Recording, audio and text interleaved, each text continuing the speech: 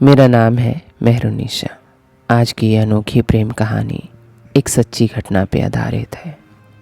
आज की कहानी है रोनित और रीना की। रीना एक मिडिल क्लास की घरेलू लड़की थी। उसकी ज़िंदगी बड़ी सादा सी गुजर रही थी। एक दिन उसका रिश्ता आया जो थोड़े खाते पीते घर के लोग थे। रीना के माँ बाप को रिश्ता बहुत पसंद आया क्योंकि लड़का सरकारी नौकरी में था। इस वजह से रीना की माँ और ज़्यादा जल्दी कर रही थी रिश्ते को करवाने के लिए, क्योंकि रीना की उम्र भी हो ही गई थी।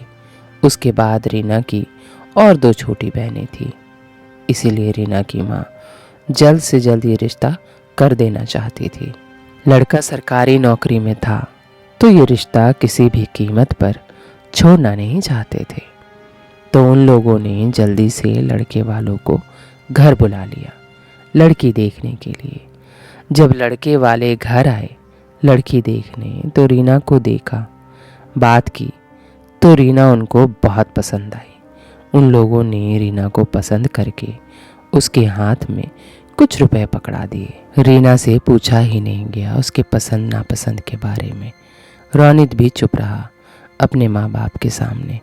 रीना के माँ बाप तो मानो जैसे उन्हें ख़जाना ही मिल गया हो, बस कुछ भी करके ये शादी कर देना चाहते थे।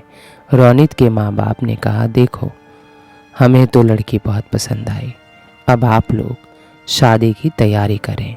रीना की माँ तो मानो खुशी के मारे फूले ही नहीं समा रही थी। तुरंत हाँ कहकर रोनित के माँ के मुंह में लड्डू खिला दिया। अब बात तो तय हो गई थी। रोनित की माँ ने कहा, देखो हमारा लड़का सरकारी नौकरी करता है, दहेज हम लोग नहीं लेंगे। हमने रोनित की परवरिश बहुत अच्छी की है। रोनित की माँ को अपनी परवरिश पर बड़ा ही गुरूर था। रोनित की माँ ने कहा, अब डेट के लिए हम पंडित जी को बच्चों की कुंडलियाँ दिखा देते हैं, फिर आगे की बात कर लेंगे। जब कुंडलियाँ पंडित जी को दिखाई गई तो पंडित जी ने कुंडलियाँ मिला दी। बोले, कुंडलियाँ बच्चों की मिल गई है, विवाह का शुभ दिन 10, 21, 23 की है। पंडित ने कहा, आप लोगों को जो भी डेट अच्छी लगे उस पे आप कर लीजिए। अब जो डेट सबसे ज़्यादा नज़दीक थी वही डेट उन लोगों ने चुन ली। लेकिन सब कुछ तय हो गया। रीना से और रोनित से पूछा ही नहीं गया कि वो दोनों को क्या चाहिए, दोनों एक दूसरे को पसंद आए कि नहीं आए। बस दोनों माँ बाप के सामने खामोश रहे तो सबको लगा दोनों को पसंद ही होगा। लेकिन रोनित कुछ ज़्यादा खुश नहीं लग रहा था। अब शादी का वो दिन भी आ गया। शादी वाले दिन रोनित काफ़ी अनकंफर्टेबल लग रहा था, लेकिन चुपचाप शादी कर रहा था। दोनों की शादी हो गई। रोनित की माँ रीना को घर ले आई। रीना सुंदर थी और दुल्हन के जोड़े में तो वो बला की खूबसूरत लग रही थी। सब बोल रहे थे कि रोनित को तो रोनित से भी ज़्यादा सुंदर बीवी मिली है। रोनित तो वैसे भी कुछ खास खुश नहीं लग रहा था। अब रात हुई। रीना रोनित का इंतज़ार कमरे में कर रही थी। इंतज़ार करते करते सुबह हो गई, लेकिन रोनित नहीं आया। ऐसी शुरू की कई रातें गुजर गईं, लेकिन रोनित कमरे में जाता ही नहीं था। वो बाहर सोफे पर ही सोया रह जाता था।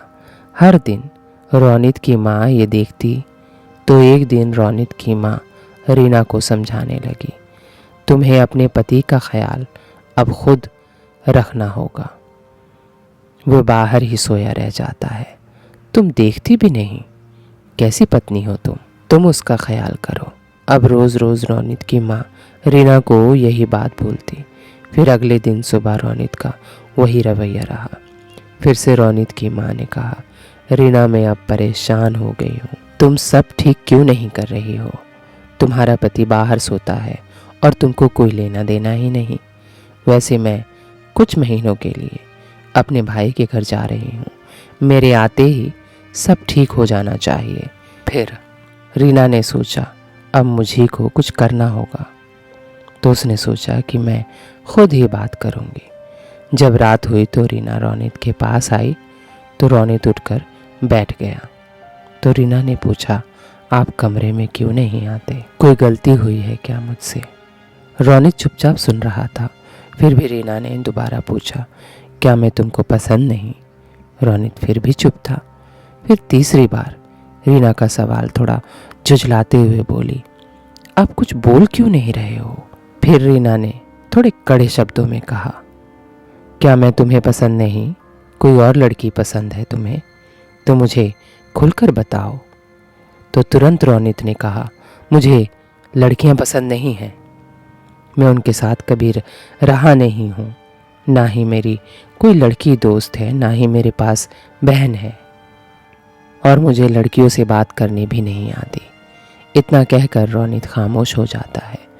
रीना सोचने लगती है और फिर रोनित वहाँ से चला जाता है। रीना सोचती है कि रोनित को कैसे समझाऊं। इसी उधेड़ बुन में रीना गुम रहने लगती है। कई हफ्ते गुजर गए। फिर रीना ने सोचा कि वो कभी लड़कियों के साथ रहे नहीं हैं, तो क्यों ना मैं ही उनकी पहली दोस्त बन जाऊं। फिर रीना रोनित की दोस्त बनने की कोशिश करती है और कुछ ही हफ्तों में रोनित उससे ठीक से बात करने लगता है। रीना को लगता है सब ठीक हो गया। फिर रीना एक दिन अच्छे से तैयार होती है और रोनित के लिए डिनर प्लान करती है। रीना रोनित के आने का इंतज़ार करती है। रोनित को रीना का डिनर डेकोरेशन और रीना का साथ दोनों ही अच्छा लगता है। लेकिन जैसे ही रीना रोनित का हाथ पकड़ती है, रोनित उसका हाथ झटक देता है। रीना को ये बात बड़ी बुरी लगती है। वो वहाँ से उठकर चली जाती है। रोनित थोड़ी देर बाद सोचता है, फिर रीना के पास जाता है और उसके पास बैठकर उसे कहता है, तुम अच्छी हो, बहुत अच्छी हो, लेकिन मैं क्या करूं? मुझे लड़कियों से बात करने नहीं आता। मैं शुरू से ही लड़कों के साथ रहा हूं। उनका साथ मुझे अच्छा लगता है और शायद मुझे लड़के ही पसंद है। ये सुनकर रीना के मानो जैसे होश ही उड़ गए। रीना मिडिल क्लास से थी। ये बात किसी को बता भी नहीं सकती थी। रीना ने सोचा कि वापस घर चली जाऊं, लेकिन वापस घर कैसे जाती? घर में उसकी और 2 छोटी बहनें थीं शादी करने के लिए, इसीलिए वो घर में भी कुछ बोल नहीं सकती थी। रीना ने सोचा कि ये बात रोनित की माँ को बताऊं, लेकिन रोनित की माँ कुछ महीनों के लिए अपने भाई के घर गई हुई थी। अजीब कश्मकश में रीना फंस गई थी। इस बारे में वो किसी से बात भी नहीं कर सकती थी। तब उसने सोचा, रोनित से ही पूछ लेती हूँ कि अब करना क्या है और वो कौन है जिसे तुम चाहते हो।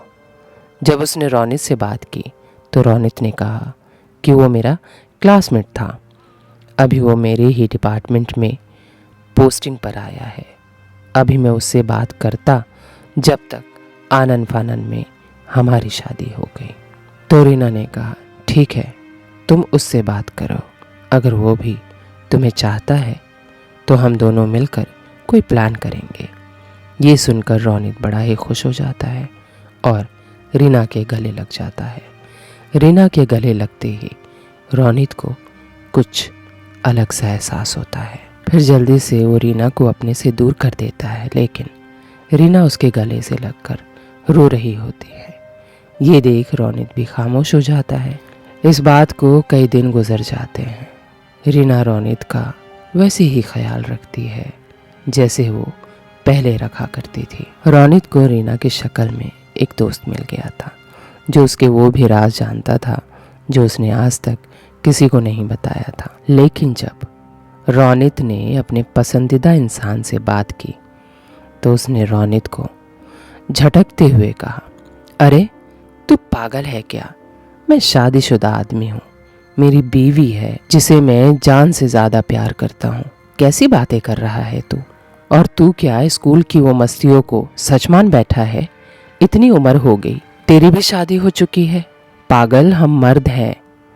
वो स्कूल में जो भी कुछ हुआ वो सिर्फ हम बच्चे थे। हमें समझ नहीं थी और कोई लड़की दोस्त भी नहीं थी, इसीलिए हम नज़दीक आ गए। वो मेरी सबसे बड़ी गलती थी। जब मैं कॉलेज गया तो मेरी दोस्ती लड़कियों से हुई और फिर मुझे समझ आया कि मैं गलत सोचता था। और उस दौरान मैं एक लड़की से मिला जिसने मुझे जीना सिखाया, सही रास्ता दिखाया। मैं कौन हूँ मुझे मुझसे मिलाया और वो आज मेरी बीवी है जिसे मैं बेहद प्यार करता हूँ। ये सब सुनकर रोनित का दिमाग ही ठिकाने पर लग गया, क्योंकि रोनित की माँ उसे हमेशा लड़कियों से दूर रखती। जब रोनित छोटा था तब उसे लड़कियों से दूर और लड़कियों को दोस्त नहीं बनाने की सलाह देती रहती। तो रोनित के मन में लड़कियों के प्रति कभी कोई ख्याल ही नहीं आया, या यूं कहें कि रोनित की माँ ने उसकी ऐसी परवरिश कर दी थी कि वो ऐसा बन गया था। मैं ऐसा ही हूँ, वो सोचने लगा था। वो कई दिनों तक खामोश रहा। फिर उसने रीना से बात करने को सोचा। जब वो रीना की तरफ बढ़ रहा था तो वह घबराया हुआ था कि रीना क्या सोचेगी ये सब सुनकर। जब वो रीना के पास गया तो वो जाते जाते सोच रहा था कि क्या मैं गलत हूँ, मैं कौन हूँ, मैं क्या चाहता हूँ, मुझे क्या पसंद है। फिर उसने फैसला किया कि वो रीना से ही बात करेगा इस सब के बारे में। जब रीना से उसने बात की तो रीना तुरंत समझ गई कि इन्हें जैसा बचपन से सिखाया गया है ये उसी को सच मान बैठे हैं। फिर रीना ने अपनी सूझबूझ से रोनित से बात करनी शुरू की। धीरे धीरे रोनित रीना के करीब आने लगा और रीना भी उसके करीब आने लगी और दोनों को एक दूसरे की आदत हो गई। आज दोनों एक खुशहाल दंपत्ति हैं, अच्छी जिंदगी जी रहे हैं एक दूसरे के साथ। दोस्तों, ये कहानी एक सच्ची घटना पे आधारित है। ये कहानी रोनित जैसे तमाम उन लड़कों और लड़कियों के लिए है जो समझ नहीं पाते कि उन्हें आखिर क्या चाहिए। जो सामने मिल जाता है या उनके साथ कोई दुर्घटना हो जाती है तो वो सारी ज़िंदगी उसी दुर्घटना को अपना सच बना लेते हैं। रोनित के साथ जो भी कुछ स्कूल में हुआ था उसी को रोनित ने सच मान लिया था। फिर उसकी माँ की गलत परवरिश ने भी रोनित को ऐसा बना दिया था। अपने बच्चों के साथ हमेशा बात करें। उनकी ज़िंदगी में बड़ी तेज़ी से बदलाव होते हैं। कोई एक बदलाव वो पूरी उम्र भूल नहीं पाते और वो वैसे ही रह जाते हैं। अपने बच्चों को सही शिक्षा दें, वरना वो कहीं और से शिक्षा ग्रहण करेंगे। उम्मीद है मेरी ये सच्ची घटना पे आधारित ये स्टोरी आपको अच्छी लगी होगी। तो चैनल को सब्सक्राइब करके आप मेरा हौसला बढ़ा सकते हैं। Thank you for watching.